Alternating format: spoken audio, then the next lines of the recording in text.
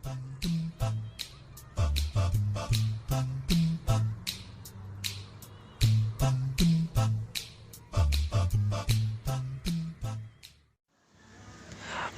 உங்கள் அனைவரையும் ட்ரிபிள் தமிழின் யூடியூப் சேனலில் சந்திப்பதில் மிக்க மகிழ்ச்சி.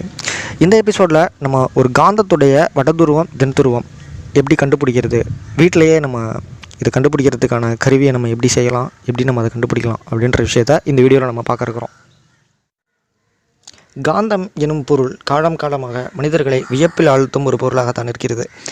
குழந்தைகள் முதல் பெரியவர்களை காந்தத்தை வைத்து விளையாடாதவர்கள் யாருமே கிடையாது என்பது என்னுடைய அவதானிப்பு.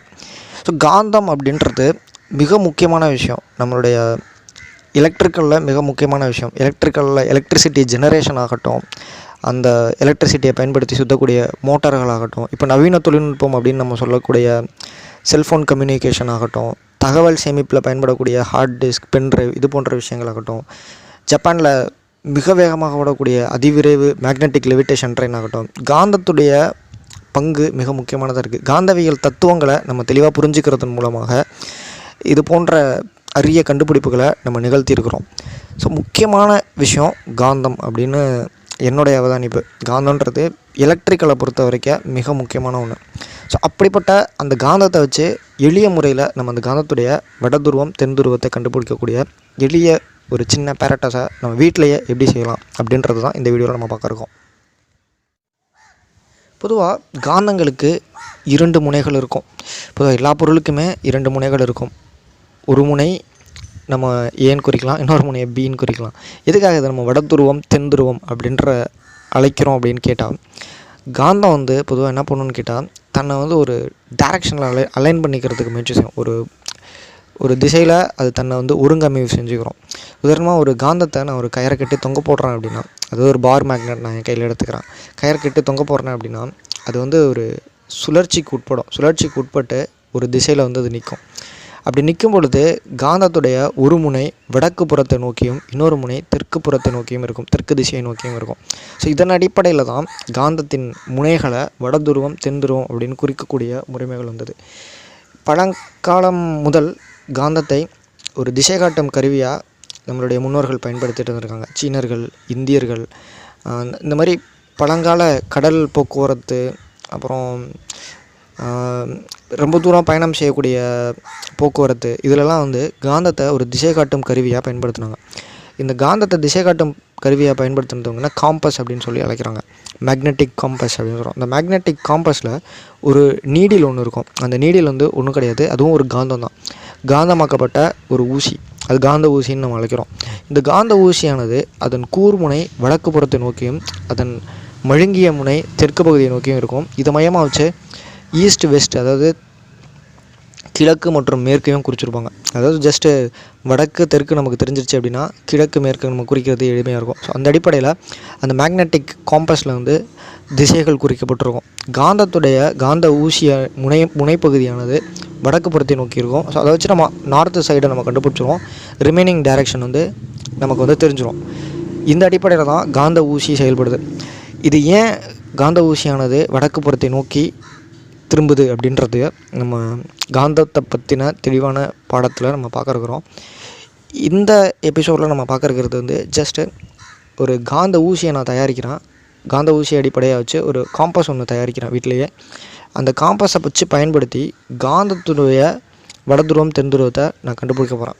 இதை தான் நான் இப்போது இந்த எபிசோடில் செய்ய போகிறேன். 2 காந்தங்களை நம்ம கையில் வச்சு விளையாடும் பொழுது ஒரு விஷயத்தை நம்ம நோட் பண்ணியிருப்போம். அதாவது காந்தத்தின் ஒரு சில முனைகள், அதாவது 2 காந்தத்தை நம்ம பக்கத்தில் கொண்டு போகும்பொழுது ஈர்ப்புக்கு உட்படும். அதே அந்த காந்தத்தை திருப்பி கொண்டு போனோம் அப்படின்னா அது எதிர்ப்புக்கு உட்படும். இந்த அடிப்படை விதியை நமக்கு எப்படி விளக்குறாங்க அப்படின்னா, காந்தத்தின் ஒத்த முனைகள், அதாவது ஒரு வடதுருவமும் பக்கத்தில் கொண்டு போகும் பொழுது எதிர்ப்பு விசைக்கு உட்படும்.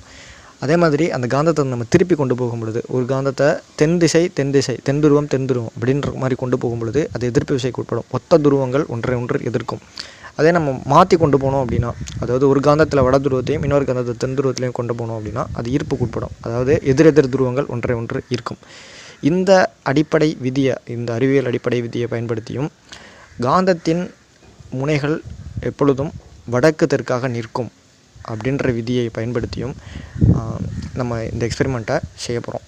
இந்த எக்ஸ்பெரிமெண்ட்டுக்கு பயன்படக்கூடிய 2 விதிகள், இந்த 2 விதிகளின் அடிப்படை வைத்து தான் நம்ம வந்து அந்த வட துருவம் தென் துருவத்தை கண்டுபிடிக்க போகிறோம். முதல் விதி, காந்தத்தின் முனைகள் எப்பொழுதும் வடக்கு தெற்காக நிற்கும். 2வது விதி, காந்தத்தின் ஒத்த முனைகள் ஒன்றை ஒன்று எதிர்க்கும், எதிரெதிர் முனைகள் ஒன்றை ஒன்று இருக்கும். இந்த 2 விதிகள் அடிப்படையாக வச்சு தான் நம்ம இந்த எக்ஸ்பெரிமெண்ட்டை செய்ய போகிறோம். காந்தத்துடைய துருவங்களை கண்டுபிடிக்க போகிறோம். இந்த எக்ஸ்பெரிமெண்ட்டை செய்கிறதுக்கு தேவையான பொருட்கள், ஒரு கூர்முனை உள்ள ஒரு ஊசி, குண்டூசி எடுத்துக்க வேணாம். குண்டூசி வந்து இந்த எக்ஸ்பெரிமெண்ட் செய்கிறதுக்கு கரெக்டாக இருக்காது. தையல் ஊசி வந்து கரெக்டாக இருக்கும். தையல் மிஷினில் நம்ம பயன்படுத்துகிற ஊசி வந்து இந்த எக்ஸ்பெரிமெண்ட் செய்கிறதுக்கு கரெக்டாக இருக்கும். என் கையில் தையல் மிஷினில் நான் பயன்படுத்துகிற ஊசி என் கையில் இல்லை அப்படின்றதுனால நான் என்ன பண்ணியிருக்கேன்னு கேட்டால், ஒரு சேஃப்டி பின்னுடைய ஊக்கை கட்டிங் பிளேயர் வச்சு கட் பண்ணி எடுத்துருக்கிறேன். இந்த மாதிரி பண்ணி கூட நீங்கள் பயன்படுத்தலாம். ஜஸ்ட்டு இது வெயிட்லெஸ்ஸாக இருக்கணும். ரொம்ப வெயிட்டான ஒரு பொருளாக இருந்தது அப்படின்னா காந்தம் அந்த தன்மை வந்து அதிகமாக கிடைக்க வாய்ப்பில்லை. காந்தத்தன்மை அதுக்கு அதிகமாக கிடைக்காம போயிடும். ஒரு ஆணிலாம் நம்ம பயன்படுத்தலாம். பட் ஆணிலாம் வந்து அதோட மேக்னடைசிங் நம்ம பண்ணுறது கஷ்டம். ஸோ இந்த மாதிரி குட்டியான சின்ன பொருள்னால் நம்ம இதை மேக்னடைஸ் பண்ணுறது ரொம்ப ஈஸி. ஸோ மேக்னடைஸ் பண்ணுறதுக்கு எனக்கு ஒரு காந்தம் தேவை. அந்த காந்தத்தை வீட்டில் தேடி பார்த்தா எனக்கு கிடைக்கல. ஸோ நான் என்ன பண்ணுறேன், பழைய ரேடியோ பெட்டி ஒன்று இருந்தது. அந்த ரேடியோ பெட்டியில் ஒரு ஸ்பீக்கர் இருந்தது. அந்த காந்தத்தை தான் நான் இந்த எக்ஸ்பெரிமெண்ட்டுக்கு நான் எடுத்துருக்கிறேன். ஸோ மேக்னடைசிங் பண்ணுறதுக்கு ஒரு பெரிய காந்தம் ஒன்று தேவை. அதுக்கப்புறம் ஒரு சின்ன பவுல், ஒரு பவுலுக்கு நான் ஒரு பிளாஸ்டிக் டப்பா ஒன்று வச்சுருக்கிறேன் குட்டியாக. அப்புறம் கொஞ்சோண்டு தண்ணி. இதுதான் நமக்கு தேவையான பொருட்கள். அப்புறம் அந்த ஊசியை மிதக்க விடுறதுக்கு ஒரு தெர்மாக்கோல் தேவை. தெர்மாக்கோல் ஊசியை வந்து தண்ணியில் மிதக்க வைக்கிறதுக்கு வந்து நமக்கு தேவை. ஜஸ்ட் நீங்கள் பேப்பரில் கூட வச்சு இதை மிதக்க வைக்கலாம். சம்டைம்ஸ் அந்த பேப்பரோட ரெசிஸ்டன்ஸ் வந்து அந்த ஊசியை திரும்ப விடாமல் செய்கிறதுக்கான வாய்ப்புகள் இருக்குது. அப்படின்றதுனால நான் தெர்மாக்கோல் பயன்படுத்துகிறேன். ஸோ பேப்பர் வச்சு கூட நீங்கள் அதை ட்ரை பண்ணலாம். பேப்பரில் வந்து இந்த பேப்பரை ஃபஸ்ட்டு ஃப்ளோட்டிங்கில் வச்சுட்டு அந்த பேப்பர் மேலே ஊசியை வச்சு கூட நம்ம இந்த எக்ஸ்பெரிமெண்ட்டை செய்ய முடியும். ஓகே, இப்போ நம்ம அந்த எக்ஸ்பெரிமெண்ட்டை செய்யலாம். முதல்ல நம்ம காம்பஸை செய்கிறதுக்கு முக்கியமான உபகரணமான அந்த ஊசியை நம்ம செய்ய போகிறோம். ஊசியை செய்கிறதுக்கு நான் கட்டிங் பிளேயரால் இந்த சேஃப்டி பின்னில் ஒரு பார்ட்டை கட் பண்ணி எடுத்துக்கிறேன். அதுக்கப்புறம் நான் என்ன பண்ணுறேன், இந்த சேஃப்டி பின்னில் அந்த உடைச்ச அந்த பகுதி என்ன பண்ணுறேன், தெர்மாக்கோல்குள்ளே சொருகிக்கிறேன். தெர்மாக்கோலில் நான் சொருகின இந்த பெரட்டஸை இப்போ நீங்கள் பார்க்குறீங்க. ஸோ இது வந்து இப்போ தண்ணியில் போட்டேன் அப்படின்னா ஆப்வியஸாக அது மிதக்கும். இதை நான் வந்து இப்போ தண்ணியில் மிதக்க விட்றேன்.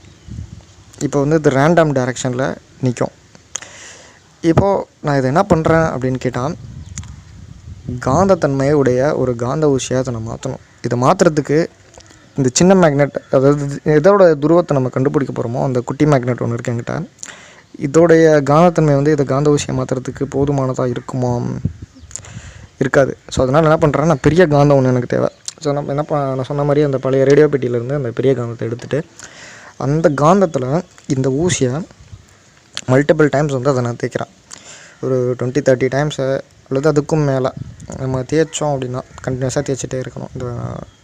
அப்படி நம்ம தேய்ச்சிட்டே இருக்கும் பொழுது இந்த ஊசிக்கு காந்தத்தன்மை பரிமாற்றப்படும். இதெல்லாம் எப்படி நடக்குதுன்றதெல்லாம் நான் வந்து நம்மளுடைய அடுத்து வரக்கூடிய காந்தவியல் பாடத்தில் நம்ம பார்க்க வரோம். ஸோ அல்டிமேட்டாக இந்த ஊசி இப்போ எனக்கு வந்து காந்தத்தன்மை உடையதாக மாறிடுச்சு. ஸோ இப்போ நான் என்ன பண்ணுறேன் அப்படின்னு கேட்டால், தெர்மாக்கோலில் சொருகி அதே சேம் அந்த வாட்டருக்குள்ளே நான் கொண்டு போய் வைக்கும் பொழுது இப்போ அது ரேண்டம் டைரெக்ஷனில் இல்லை, ஒரே டைரெக்ஷன்லேயே இருந்துகிட்டே இருக்குது. இப்போ நான் என்ன பண்ணுறேன் அப்படின்னு கேட்டால், இது காட்டுற டைரெக்ஷன் வந்து சவுத்து நார்த்து தான். அல்டிமேட்டாக இது சவுத்து நார்த்து, எது சவுத்து எது நார்த்துன்னு எனக்கு தெரியாது. இதை நான் கண்டுபிடிக்கிறதுக்கு என்ன பண்ணுறேன் அப்படின்னா, என்னுடைய மொபைலில் காம்பஸ் அப்படின்னு ஒரு அப்ளிகேஷன் இருக்குது. அந்த காம்பஸ் அப்ளிகேஷனை பயன்படுத்தி எது சவுத்து எது நார்த்து அப்படின்றத நான் தெரிஞ்சுக்கிறேன். ஸோ அப்படி நான் தெரிஞ்சுக்கிற பொழுது இந்த ஊசியோடைய ஒரு முனை வடக்கு திசையை நோக்கி இருக்குது, அதுதான் அந்த ஊசியுடைய வட துருவம். இன்னொரு முனை தென் துருவத்தை நோக்கி இருக்குது, அதான் அந்த ஊசியுடைய தென் துருவம். இப்போது எந்த ஊசியுடைய துருவத்தை எந்த காந்தத்துடைய வட துருவம் தென் துருவம் எதுன்னு எனக்கு தெரியாத அந்த காந்தத்தை கொண்டு போய் அந்த ஊசிக்கு பக்கத்தில் வைக்கிறேன்.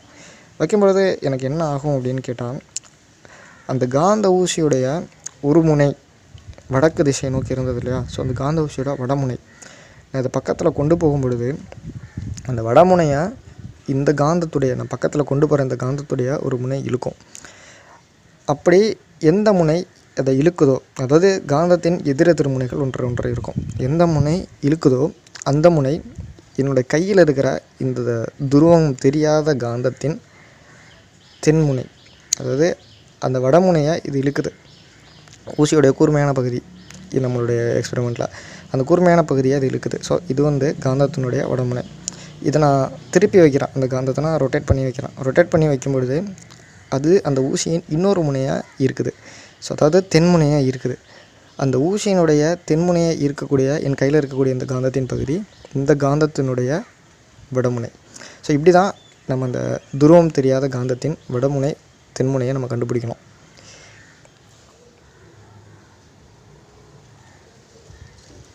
ரெக்கார்டரே போடல.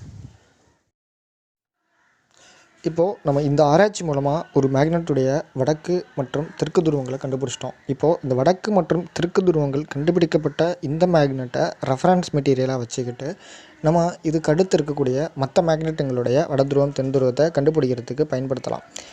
இது வந்து ஒரு மேக்னெட்டிக் போல் டிடெக்டர் அப்படின்ற மாதிரி இதுக்கு நம்ம ஒரு பேர் வச்சு அழைக்க முடியும். படத்தில் நீங்கள் பார்க்குற இந்த அமைப்பு வந்து நம்ம செஞ்ச இந்த எக்ஸ்பெரிமெண்ட்டோட எலைட் வடிவம். இந்த எலைட் வடிவத்தில் இவங்க வந்து நம்ம யூஸ் பண்ண அந்த தெர்மாக்கோல் ஸ்பாஞ்சுக்கு பதிலாக கார்க் யூஸ் பண்ணியிருக்காங்க. இது பார்க்குறதுக்கு கொஞ்சம் அழகாகவும் இருக்குது. இந்த எக்ஸ்பெரிமெண்ட்டை மிக எளிமையான முறையில் நம்ம செய்யணும் அப்படின்னா நம்ம கையில் மேக்னெட்டிக் காம்பஸ் அப்படின்ற ஒரு கருவி தேவை. அந்த மேக்னெட்டிக் காம்பஸ் அப்படின்ற கருவி நம்ம கையில் இல்லை அப்படின்றதுக்காக தான் இவ்வளோ நம்ம தலையை சுற்றி மூக்க தோற மாதிரி அந்த மேக்னெட்டிக் காம்பஸையும் நம்மளே செஞ்சு அந்த திசை தெரியாத காந்தத்தின் திசையும் நம்மளே கண்டுபிடிக்கிறோம். இந்த எக்ஸ்பெரிமெண்ட் உங்களுக்கு பயனுள்ளதாக இருந்திருக்கும் அப்படின்னு நான் நினைக்கிறேன். இதுக்கு அடுத்து நான் ஒரு வீடியோ போடலான்னு இருக்கிறேன். அந்த வீடியோவில் காந்தவியலின் அடிப்படைகள், காந்தவியல் பற்றின முழுமையான விளக்கங்கள் கொடுக்கலான்னு இருக்கிறேன். காந்தவியலில் உங்களுக்கு ஏதேனும் டவுட், அதாவது சந்தேகங்கள் இருந்தது அப்படின்னா அதை மறக்காமல் கமெண்ட் பாக்ஸில் தெரிவிங்க. நம்மளுடைய சேனலில் போடக்கூடிய வீடியோக்கள் பற்றின விவரங்களை உடனுக்குடன் தெரிந்து கொள்வதற்கு மறக்காமல் சப்ஸ்கிரைப் பட்டனையும் அது கூட இருக்கிற பெல் பட்டனையும் சேர்த்து ப்ரெஸ் பண்ணுங்கள். நன்றி.